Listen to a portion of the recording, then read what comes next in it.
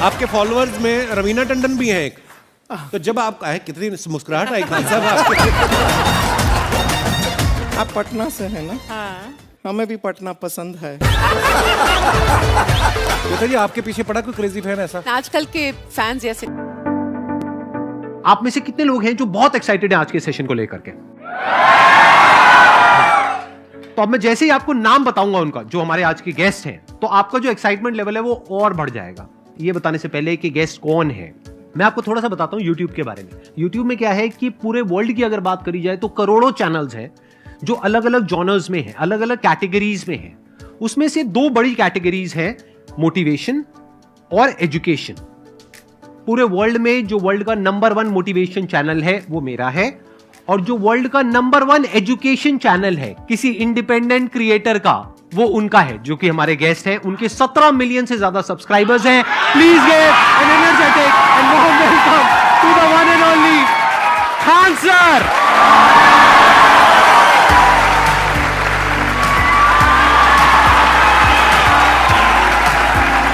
क्या हाल जी, कैसे हैं आप?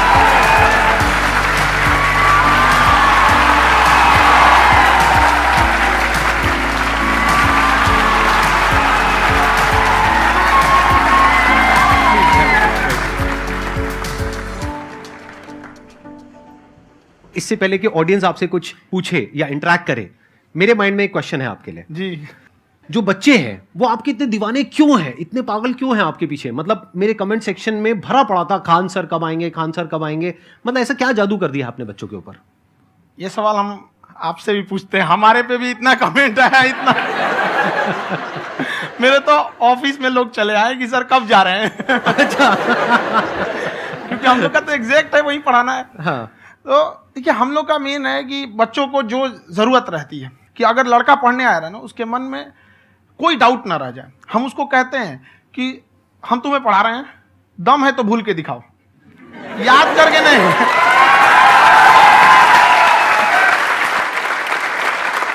प्लस आप जिस प्राइस पॉइंट पे पढ़ा रहे हैं, आई थिंक वो सबसे कम है, वो बहुत ही कम है। सर, ये जो फीस का कल्चर है, ये हमारा इंडियन कल्चर नहीं है। हमारा इंडियन कल्चर गुरु दक्षिणा है, उस हिसाब से वो सही है। ऑक्सीजन जैसे जिंदगी के लिए जरूरी है, वैसे एजुकेशन जरूरी है। कोई ये नहीं कह सकता है कि पैसे की वजह से वो खान सर के यहाँ से लौट गया। क्या बात है।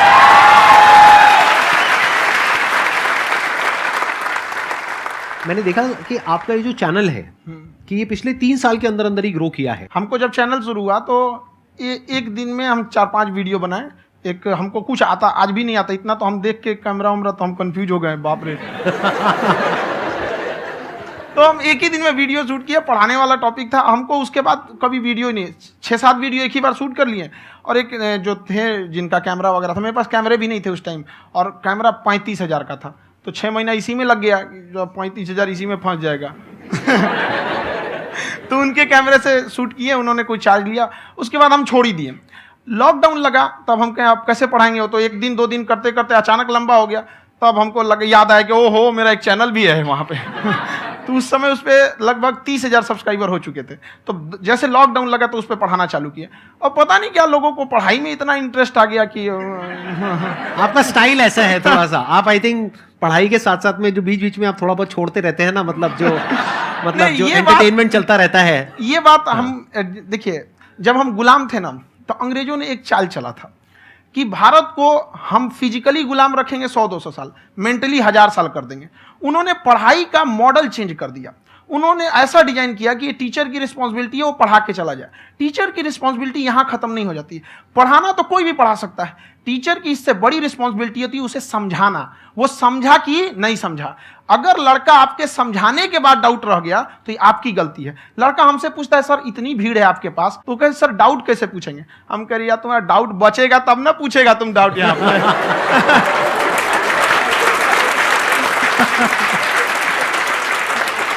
कॉन्फिडेंस नेक्स्ट लेवल है खान सर का, मानना पड़ेगा। और शायद यही वजह है इनकी जो ग्रोथ है उसका। किसी ने शायद सपने में भी नहीं सोचा होगा कि पिछले 2 साल के अंदर अंदर जो आपके चैनल की ग्रोथ हुई है, जैसे आप खुद ही बता रहे हैं कि लॉकडाउन के टाइम पे आपके 30,000 के करीब सब्सक्राइबर्स थे, आज की डेट में 17 मिलियन है। और मेरा एक क्वेश्चन और है, इससे पहले कि ऑडियंस में से आपसे कोई क्वेश्चन पूछे, कि कई बार आप ऐसे भी टॉपिक्स टच करते हैं जो थोड़े से कंट्रोवर्शियल हैं या थोड़े से सेंसिटिव हैं, जिसके ऊपर बात करने की हिम्मत आई थिंक बहुत ही कम लोगों में है। तो आपको कभी ये नहीं लगता है कि कहीं ज्यादा तो नहीं हो रहा है, इसको थोड़ा रोक देते हैं, थोड़ा कम कर देते हैं, क्योंकि कोई लाइन ही नहीं है वैसे तो बोलने को, तो आप कुछ भी बोल दो, कितना भी बोल दो। हुई है कंट्रोवर्सी बहुत बार। एक्चुअली बचपन से हमको फौज में जाना था, और फौज वालों के लिए ये सब मायने नहीं रखता, उसको करना है मतलब करना है, तुम सामने कुछ भी रहो, डजंट मैटर।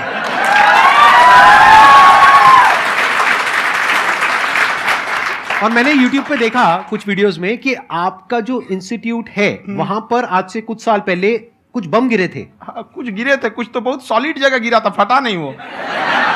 मतलब आपके आसपास? हाँ, बम को भी पता है कि टीचर की इज्जत किया जाता है। क्या बात है, क्या बात है। मैं समझ पा रहा हूं कि ये आपके अंदर जो एटीट्यूड है ये कहां से आ रहा है, क्योंकि आप बचपन से ही फौज में जाना चाहते थे, तो आप जंग के मैदान में ही खड़े हैं एक तरीके से। बस फर्क ये है कि आपके हाथ में कलम है, हथियार ना हो करके। हथियार से एक आदमी की जान जा सकती है, हाँ। कलम से बहुत ताकत होता है। शिक्षा एक ऐसा हथियार है ना, हर कुरीतियों से लड़ सकता है, हर तरह की समस्याओं से। और ये एक ऐसा हथियार है, मेटल डिटेक्टर में भी नहीं पकड़ाता है।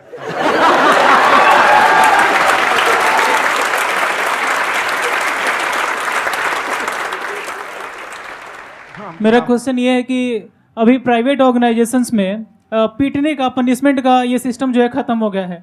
हम आपके वीडियो में देखे हैं सर कि आप एक बड़ा सा रोल रखे रहते हैं, पुलिस वाला लाठी है वो, पुलिस वाला लाठी है, और स्टेज पे बुला के बच्चों को उसी से धुनाई शुरू कर देते हैं मस्त एकदम से, है ना।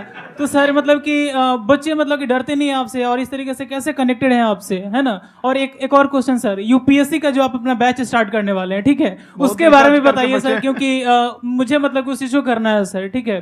और संदीप सर को देख लिए, मेरा तो वैसे ही हो जाना है।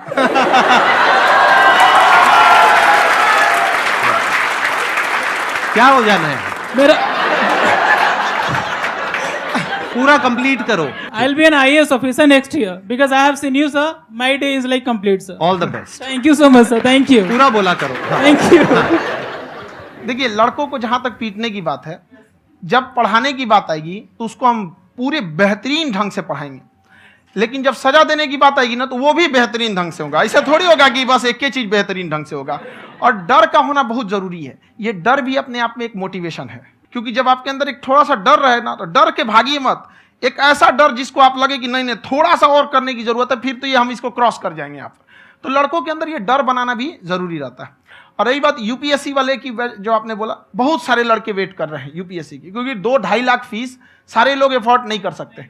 और हमारा वही रहता है, हम तो ज्यादातर हमारे स्टूडेंट देखेंगे तो किसी के रिक्शा वाला, सब्जी वाला, यही लोग, इनको तो 2.5 लाख रुपया, इनके पास पूरी संपत्ति नहीं होती है, फीस कहाँ से भरेंगे वहां पे, उसके बाद रहेंगे कहाँ से।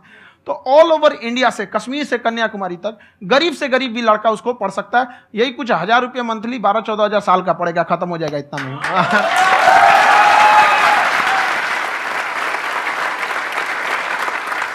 ये जो डंडे वाली बात इन्होंने कही, ये सच है? मतलब आप सच में एक डंडा रखते हो? पुलिस का ही है वो। और मारते हो? हाँ, कि मतलब अगर कोई लड़की छेड़ता है या ऐसा कोई भी उल्टा पुल्टा काम पढ़ाई करता लिखाई है, कुछ भी गलती करेंगे तो पिटाएंगे वो यहाँ पे, कैमरे पे, ऑन कैमरा, जैसा भी रहे, कुछ भी पिटाना तो उनको फिक्स है। एक तो कोई मतलब विधायक जी थे, उनके लड़का को पीट दिए, तो चला दल बल लेके अपना वहां पे। उसने घर पे नहीं बताया था कि सर ने पीटा है, बस बोल दिया कोचिंग में पीटा है। बाद में पता चला हम पीटे हैं, तो उसके पिताजी मेरे सामने और पीटे।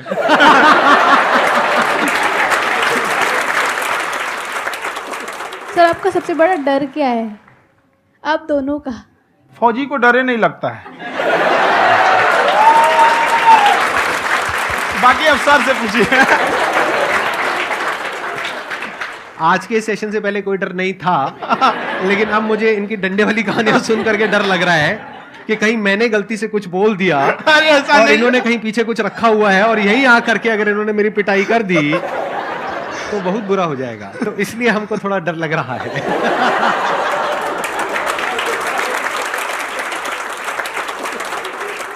आपकी डेली कितने घंटे क्लासेस होती हैं? 6-7 घंटे। अभी भी खुद ही करते हो आप? हाँ, हमारे स्टाफ परेशान रहते हैं। हम 1:30-2 बजे सोते हैं, सुबह 6 बजे उठ जाते हैं, परेशान रहते हैं। यार इतना क्यों करते हो? है ना? कभी क्योंकि तो उनको कुछ भी नहीं साथ साथ सकते। लगना पड़ता है ना। उनको साथ साथ लगना पड़ता है। हम जग गए हैं तो कोई सोया थोड़ी रहेगा, परेशान रह, दिन में सोते ही नहीं है, बेचारा कहीं कहीं जाके सोते रहता है। तो हम सीट बांध दिए कि भाई तुम इस समय सो जाना, तुम इधर सो जाना। आपकी शादी हो गई या नहीं हुई अभी? मेरी खुशहाली देख के आप आइडिया लगा सकते हैं।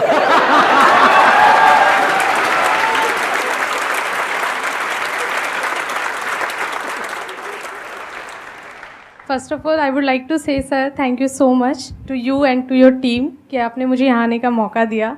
एंड सर अब तक मैंने आपको सिर्फ फ़ोन या लैपटॉप में ही देखा है दोनों को, आज फर्स्ट टाइम लाइव देख रही हूँ तो बहुत अच्छा लग रहा है। तो मेरा क्वेश्चन ये है सर आपसे, जब हम लाइफ में कोई डिसीज़न लेते हैं कि हमें ये पर्टिकुलर चीज़ करनी है, और क्योंकि हम डिसीज़न लेते हैं तो हमारी आदत है कि पहले हम 4 लोगों से पूछते हैं कि तू बता तेरी क्या राय है, तू बता तेरी क्या राय है। तो उनमें से अगर कोई हमें कह देता है कि ये बेकार डिसीज़न है मत कर, तो हमारा माइंड कहीं ना कहीं डाइवर्ट होने लगता है और उसकी वजह से हम अपना डिसीज़न चेंज कर देते हैं। तो मेरा क्वेश्चन ये है कि कैसे हम अपने डिसीज़न पे स्टिक रहे, कैसे हम जो दूसरे के ओपिनियन है उनको अफेक्ट ना होने दें अपने ऊपर। दूसरे से सलाह लेने से पहले एक बार खुद उस पर रिसर्च कर लेना चाहिए, ताकि आप सामने वाला क्या सलाह दे रहा है आपको समझ में आना चाहिए। यहाँ पर ऐसा नहीं है कि कई बार ऐसे होते हैं कि दूसरे वाले को एक्सपीरियंस होता है, तो अगर आपको पहले से आइडिया है, उसके बारे में आप बेहतरीन ढंग से रिसर्च किए हैं कि क्या इसमें प्लस पॉइंट है, क्या निगेटिव है, उसके बाद आप किसी से सलाह लेने जाइए। ये नहीं कि मन में आया सीधा बताओ, गड़बड़ा जाएगा। तो वहाँ पे पहले आपको R&D करना पड़ता है, समझ में आया कि नहीं? और ज़िंदगी हो या गाड़ी, जीतेगा वही जो टाइम पे गियर चेंज कर रहा है। तो डिसीजन चेंज करना बहुत ज़्यादा गलत नहीं है। इन्होंने बहुत अच्छी बात कही है और मैं इसी बात में थोड़ा सा और ऐड ऑन करूंगा कि ये जो आपने कहा ना कि अपने डिसीजन पे स्टिक कैसे रहें, ये कोई अच्छी क्वालिटी नहीं है, क्योंकि टाइम टू टाइम आपको अपने डिसीजंस को चेंज करना होता है। जैसे आपने 4 लोगों से डिस्कस किया, कोई इंसान कुछ पॉजिटिव बोल रहा है, कोई नेगेटिव बोल रहा है, उससे फर्क नहीं पड़ना चाहिए। डिपेंड ये करता है कि वो जो बोल रहा है उसका बेसिस क्या है। क्या वो किसी नॉलेज या एक्सपीरियंस के बेस पे बोल रहा है या ऐसे ही कुछ भी बोल रहा है? ऐसे ही बोल रहा है तो फिर उसकी बात पे ध्यान क्यों दे रहे हो? अगर किसी नॉलेज या एक्सपीरियंस के बेस पे बोल रहा है, फिर चाहे वो पॉजिटिव बोल रहा है चाहे नेगेटिव बोल रहा है, दोनों ही मायने रखता है। उसके बाद में रिसर्च करनी है और फिर रिसर्च करने के बाद में फाइनल डिसीजन अपना खुद का होना चाहिए। अब वो डिसीजन उससे अलग भी हो सकता है जो आपने पहले लिया था, और वो सेम भी हो सकता है। सर मेरा क्वेश्चन दोनों से है आपसे, how to deal procrastination and laziness. हमारा ब्रेन है ना, ये बहुत आलसी टाइप का, इसको आराम खोजना पसंद है। अब थोड़ा सा भी अब इसको आराम की ओर लेके चलेगा ना तो फिर उधर ही रहेगा। आप सोचेंगे 10 मिनट आराम कर लेते हैं ना, तो 10 मिनट 2 घंटा बना देगा। उसको टॉर्चर कीजिए, चल 10 मिनट बाद में। उसको आप उस पर हावी मत, वो कह रहा है कि हमको आराम चाहिए, आपको हाँ आराम मिलेगा, पहले काम फिर मिलेगा आराम। तो आप उसके हिसाब से मत चल। आपका मन कर रहा है थोड़ा सा देख लेते हैं, कोई नोटिफिकेशन आया, आप कोई काम कर रहे हैं, क्यों पहले काम कर लीजिए, बाद में देखिएगा ना नोटिफिकेशन। आप हावी मत होने दीजिए यहाँ पे। अगर आप 5 मिनट भी थोड़ा सा लूज पड़े ना, थोड़ा सा कमर सीधा कर लेते हैं, 2 घंटा बर्बाद कर दिया आपको। हावी मत होने दीजिएगा उसको अपने ऊपर। प्रोक्रेस्टिनेशन को तोड़ने का एक ही तरीका है, सबसे छोटे लेवल पे ले जा करके उस गोल को तोड़ दो। यानी वो गोल बहुत बड़ा है, उसको ब्रेक डाउन करो, उसके सबसे पहले स्टेप पे आ जाओ कि उसको अचीव करने का सबसे पहला स्टेप क्या है। जैसे गाड़ी चलाना सीखना है, उसका सबसे पहला स्टेप क्या है। अगर घर में कोई नहीं है सिखाने वाला या सिखाने वाली, तो बाहर जा करके जो गाड़ी का ड्राइविंग स्कूल है उधर जा करके पैसे दे दो। अब फंस गए ना तो फंसा दो अपने आप को। दिमाग ये लगाओ कि अपने आप को कैसे फंसाया जाए। जब हम फंस जाते हैं ना तो फिर हमको वो काम करना ही पड़ता है। Then there is no looking back. जब तक आप सोच रहे हो तब तक सोच रहे हो, उसको बोलते हैं पैरालिसिस ऑफ एनालिसिस, कि आप सोचते चले जा रहे हो अपने माइंड में, मैं ये करूंगा वो करूंगा वो करूंगा वो करूंगा, और प्रोक्रेस्टिनेट हो रहा है, वो चीज टलती चली जा रही है। तो उसको छोटे से छोटे लेवल पे ब्रेक डाउन करके उसको कर दो, दैट इज नंबर 1। और जैसे ही करना शुरू करते हो, कोशिश करो कि उसको जब तक कि आप सही से नहीं कर लेते हो उसको छोड़ना नहीं है, तो आपकी लेजीनेस भी खत्म हो जाएगी। कई लोगों को तो हमने देखा जो सप्ताह में कुछ भी नहीं करता, वो भी संडे को आराम कर रहा है।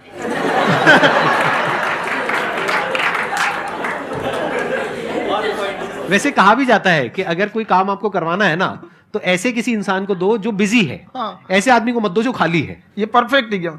किसी को भी आप देखिएगा जिसको आप कहते हैं कि मतलब थोड़ा ठीक ठाक आप समझते हैं कि नहीं ये बहुत आगे निकल, वो एक काम को खत्म करने के बाद कभी आराम नहीं करेगा। एक काम खत्म हुआ उसको लगेगा हाँ एक खत्म हो गया, अब दूसरा करना चाहिए। और वही जिसको देखिएगा एक खत्म हो गया और आराम करना चाहिए, कभी नहीं, लाइफ में आखिरी सांस तक। सर यहाँ पे सब हिंदी में पूछते हैं, इंग्लिश में पूछते हैं, मैं भोजपुरी में पूछूं? जौन भाषा ठीक लगे तोने में पूछ दो। हाँ सर।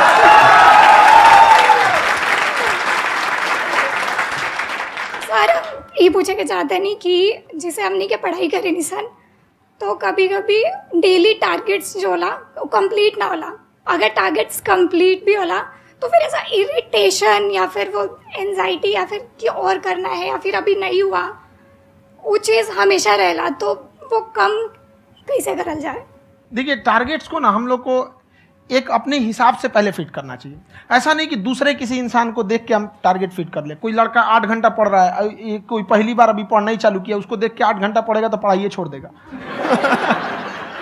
तो आप अपनी क्षमता के हिसाब से देखिए कि आप कितना पढ़ सकते हैं। अगर आपने एक घंटे को बना लिया कि हम 1 घंटा पढ़ सकते हैं, अगले 1 हफ्ते तक उसको सस्टेन रखिए।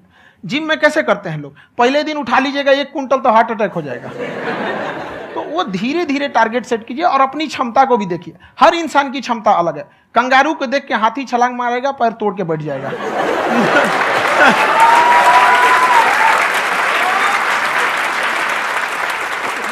अब संदीप सर का मोटिवेशन देख के इसका मतलब क्या कि ट्रेन के आगे खड़ा हो जाएंगे, ढकेल देंगे तुमको। हालांकि ऐसा कर देते हैं, लेकिन ऐसा करिएगा लोग नहीं, क्षमता पता होना चाहिए। आपके अंदर एंजाइटी हो रही है कि मैंने कर तो लिया है, आप ये नहीं कह रहे कि मैंने कुछ भी नहीं किया है फिर मेरे को एंजाइटी हो रही है, आप ये कह रहे हो मैंने काफी कुछ कर लिया है फिर भी एंजाइटी हो रही है कि कहीं कुछ छूट तो नहीं गया है। तो बेसिकली आपको ये देखना है कि अगर आपके अंदर ये एंजाइटी हो रही है, that means you are a very good student, आप एक अच्छे स्टूडेंट हो। क्यों? क्योंकि बहुत सारे स्टूडेंट्स तो ऐसे हैं उनको पढ़ने के नाम से एंजाइटी होती है। तो आपको एंजाइटी हो रही है कि मैंने पढ़ लिया, दिन में मानो 8 घंटे का आपने टारगेट सेट किया और 6 घंटे पढ़ लिया, या मान लो 8 घंटे भी पढ़ लिया, फिर भी एंजाइटी हो रही है कि मैंने 10 घंटे नहीं पढ़ा। तो ये तो अच्छी क्वालिटी है ना, ये तो एक ब्रिलियंट स्टूडेंट की क्वालिटी है, क्योंकि एंजाइटी उसी को होती है जो केयर करता है, जिसको परवाह है, उसी की तो एंजाइटी होती है। जैसे माँ को अपने बच्चे की, जैसे एक माँ को अपने बच्चे को लेकर के एंजाइटी होती है। हंस लो मजाक उड़ा लो मेरा। कोई बात नहीं, एडिट कर देंगे इसको हम। हाँ।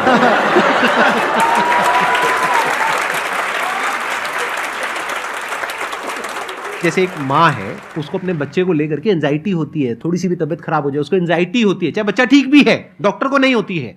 क्यों? क्योंकि माँ को उस बच्चे से प्यार है। तो दैट मीन्स कि आप अपनी पढ़ाई को लेकर के सीरियस हो, इस वजह से आपके अंदर एंजाइटी हो रही है, विच इज नॉर्मल। जहां पर प्यार मोहब्बत होती है वहां पर थोड़ी बहुत एंजाइटी तो होती ही है ना। समझ रहे हो ना मैं क्या कहना चाह रहा हूं? आप लोग समझ रहे हो ना मैं कहां जा रहा हूं? जब वो किसी और से बात करती है तो एंजाइटी होती है ना।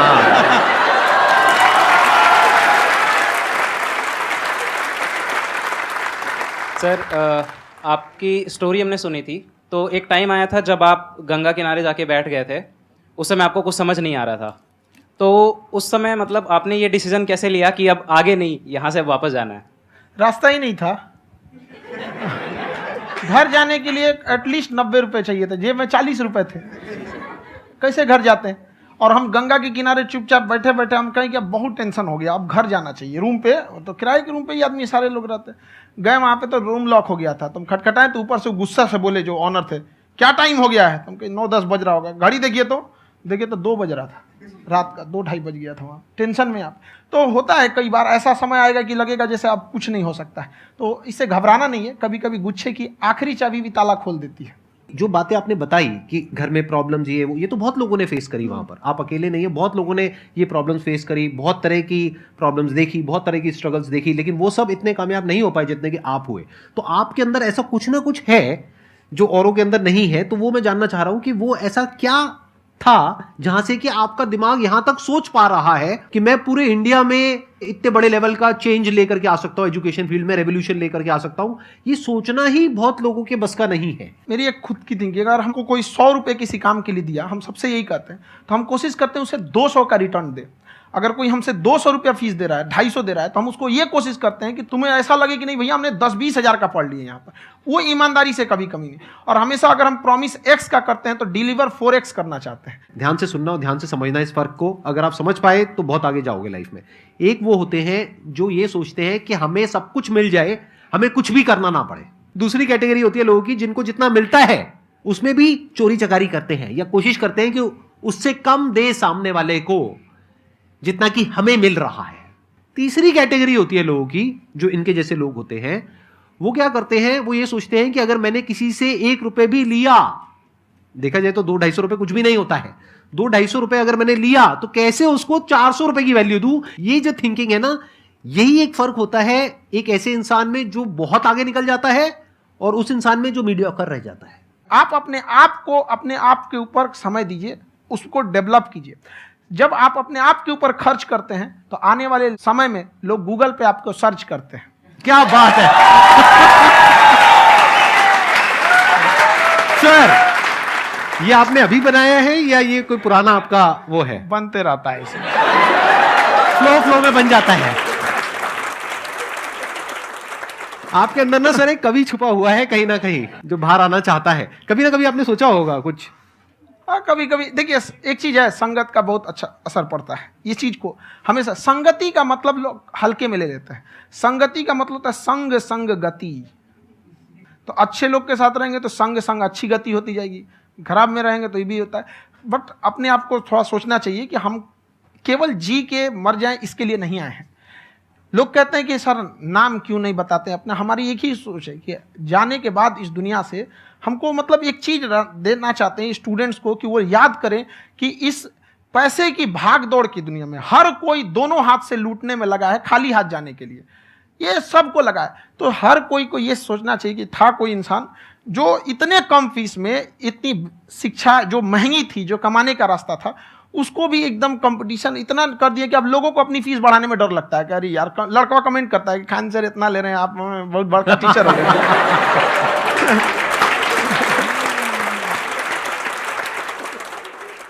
खान सर की एक क्लिप है, ये समय और समझदारी में बहुत फ़र्क होता है। अगर समय रहते समझदारी आ गई तो इंसान कामयाब हो गया, लेकिन अगर समय चला गया फिर समझदारी आई फिर तो बेकार है। तो सर मतलब कुछ आपको ऐसी चीज़ लाना चाहिए जो मतलब बच्चों जो तैयार हो रहे हैं उनको ये चीज़ें मतलब एंड टाइम पे दिखे। समझ रहे आप मेरी बात? नहीं समझ?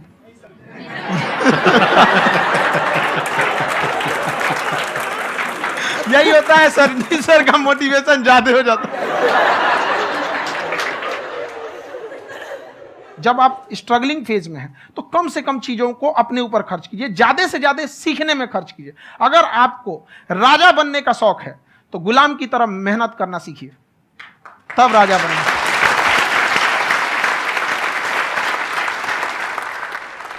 ये दुख, ये दर्द, ये सब तेरे अंदर है। तू अपने बनाए इस पिंजड़े से बाहर निकल के देख, तू अपने आप में एक सिकंदर है।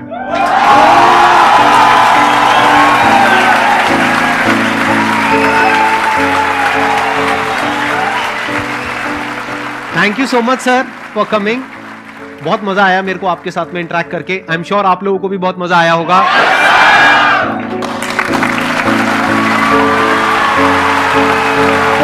Thank you so much ji, thank you.